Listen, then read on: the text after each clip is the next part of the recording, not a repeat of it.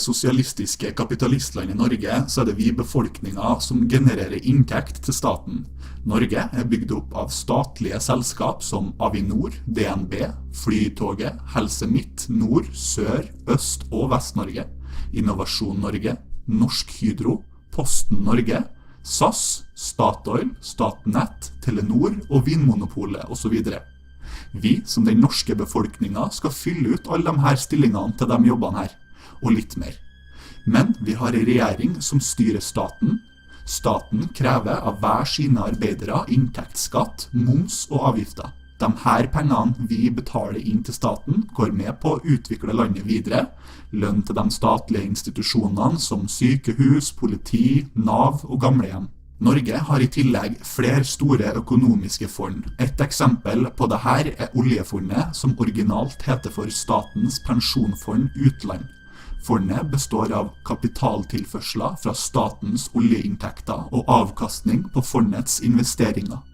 Fondets markedsverdi, målt i norske kroner, påvirkes samtidig av endringer i valutakursene. Verdien på fondet har variert, men ligger i overkant av 7000 milliarder norske kroner. Den verdien investeres i aksjer og lignende.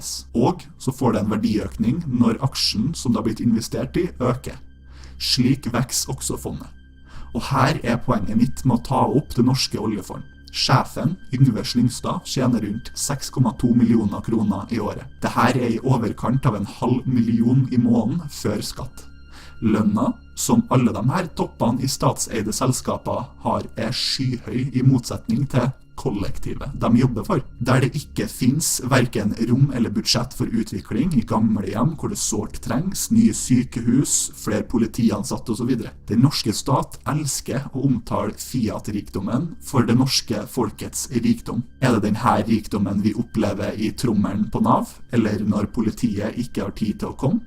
Når du må sitte 4 til 8 timer i kø på akuttmottakene hos store sykehus? Vi har et system som belønner den politiske eliten eller overklassen, som belønner grådige, maktsyke og onde mennesker. I Norge har vi en mer utviklet kommunisme kontra for eksempel Kina eller Nord-Korea. I essensen så det samme.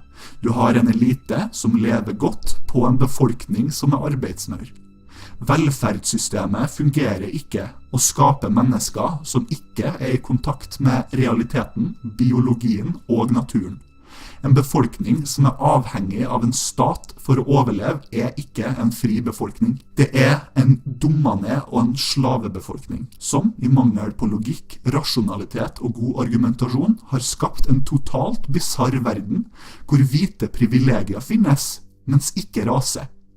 Hvor vi alle like, men vi lever i et hierarki med urettferdighet, hvor du kan være både gutt, jente og romvesen på en og samme gang. I kommunismen bryter staten ned individet til et drivhjul for kollektivet, hele gruppa. Men hvem hele gruppa?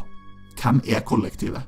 Jo, statsansatte og dem som dytter denne politiske agendaen, ikke folket. Det ikke alle individene som utgjør det egentlige kollektivet. Og i vårt liksom-demokrati så det en stor gruppe med mennesker som ikke får sine meninger hørt. Da kan du spørre deg selv hvorfor staten eier så mye, har monopol på ting, fordi de liksom skal gjøre alt til gode for deg. Men hvor alle godene dine? Får du toppjobb i NATO eller FN? Får du over 6 millioner kroner i året av staten? Du gjør ikke det. Det bare den rike kollektive eliten som tjener på det her. I likhet med at Kim Jong-un eller Il tjener på kommunismen de har i Nord-Korea, likens i Kina. Segment 4, the theory, of which you have more in this book than I'd expected. Righteous Indignation. A lot gets explained here. Marx and Hegel had paved the way for the progressives, who in turn had paved the way for the Frankfurt School, who had then attacked the American way of life by pushing cultural Marxism through critical theory. There's a lot going on there. Very briefly, what's the Frankfurt School, and why should anyone watching this interview care? Okay, first of all, anyone that reads this book is going to laugh, and they're going to cry, and they're going to get Andrew in all of his zany, different, multiple layers. But there's one chapter that is like putting the medicine in the sherbet in order to get your kid to take it, in order to get rid of his fever. And to me, my one discovery, my one great epiphany, my one aha moment that I said, I got it. I got it. I see what exactly happened with in this country. The Frankfurt School were emigres from Germany, Austria. Germany. It was the equivalent of this. The Hoover Institution. What the Hoover Institution is to Stanford University. The Frankfurt School was a think tank at the University of Frankfurt, and they were social scientists like Herbert Marcuse, Antonio Gramsci, Horkheimer, Adorno. These were all a bunch of guys in the middle of World War II who had suffered in Europe, 2 world wars in a row, and they had been fighting. They had been fighting the Nazis, and they were trying to figure out another aspect of how to how to spread Marxism around the world. You could go to Bolivia, you could go to Bulgaria, and you could go to the peasant class, and you could say, let's flip this place.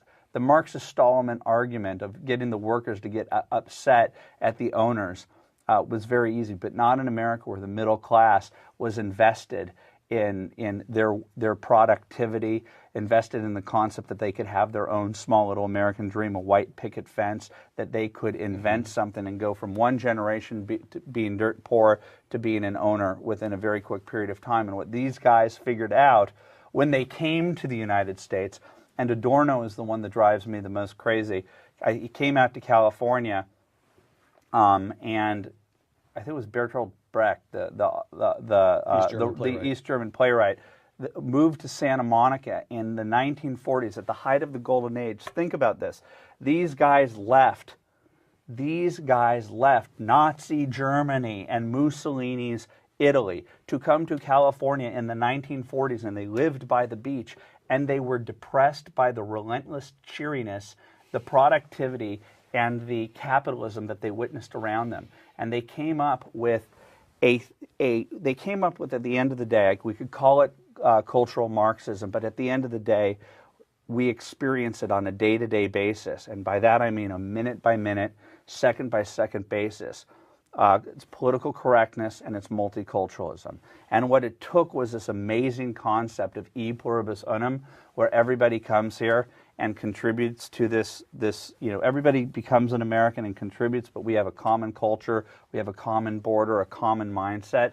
What they did was take the haves versus have-nots friction and translated it into oppressor versus the oppressed. And this got taken up by faculties across the country. That's the point of the Frankfurt School and the progressivism. It becomes embraced by 60s post-structuralism academics. Post-structuralism, queer studies, African American studies, all of that is pitting people against each other. It is anti-American to its core. If Marcuse was I'm quoting again from Righteous Indignation, if Marcuse was the Jesus of the New Left, then Saul Alinsky was his St. Paul. Again, let me just put it to you in simple terms. Who's Saul Alinsky, and why should anyone watching this interview care? Well, Hillary Clinton wrote her senior thesis on Saul Alinsky at Wellesley. Barack Obama is an acolyte of Saul Alinsky. He created the concept of community organizing, and what he did, as I argue in this book, is he took all of this ethereal claptrap, this Noam Chomsky-like jargon that the average person couldn't understand. Herbert Marcuse is very hard to read. Right, it's all impossible to read. But he was able to translate this cultural Marxist down to a series of rules and a mindset, a warrior mindset, where the critical theory was like, take on your enemy, take him directly on, destroy that person. He applied critical theory down to the street war level, and I would argue that the Katie Courics of the world, the Chris Matthews of the world, Rachel Maddow, and Keith Olbermann, unbeknownst even to themselves, are studied in the tactics of Alinsky.